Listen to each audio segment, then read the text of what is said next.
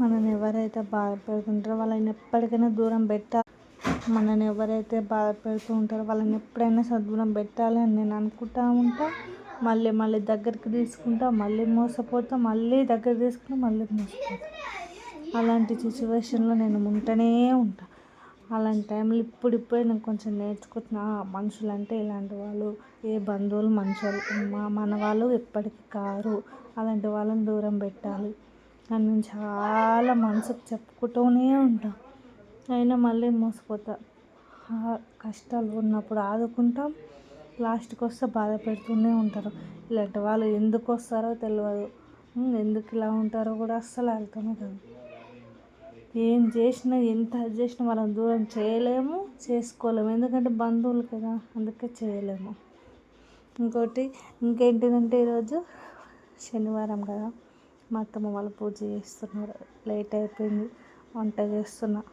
మా అత్తమ్మ పూజ చేస్తుంది, నేనేమో వీడియో తీసుకుంటున్నా. కర్రీ ఈరోజు దొండకాయ కర్రీ, బీనీస్ ఫ్రై చాలా బాగున్నది. ప్రాసెస్ అంతా పెట్టాను చూడండి. ఇంకా నన్ను చాలా ఏడిపించిన వాళ్ళే ఉన్నారు, కానీ వీళ్ళు మన వాళ్ళని ఎప్పుడు నాకు అనిపించలేదు, అనుకోలేదు కూడా. అందుకే వాళ్ళ నుంచి చాలా ఇంత దూరంగా ఉండాలనుకున్న కూడా మళ్ళీ మళ్ళీ వస్తున్నారు, మళ్ళీ బాధ పెడుతున్నారు. అలాంటి వాళ్ళు ఎందుకు వస్తారో కూడా అసలు అర్థమవుతలేదు. మా వాళ్ళు చెప్తూనే ఉన్నారు, వాళ్ళ గురించి ఆలోచించొద్దు, అసలు ఎందుకు ఆలోచించొద్దు, వాళ్ళ గురించే పట్టించుకోవద్దు అని.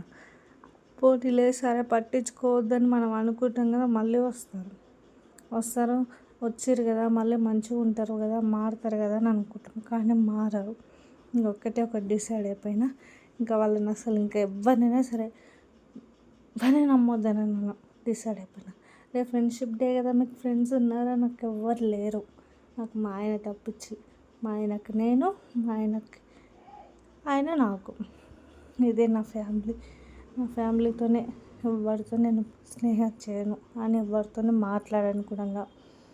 ఇంతవరకునే ఇల్లు, పిల్లలు, హస్బెండ్,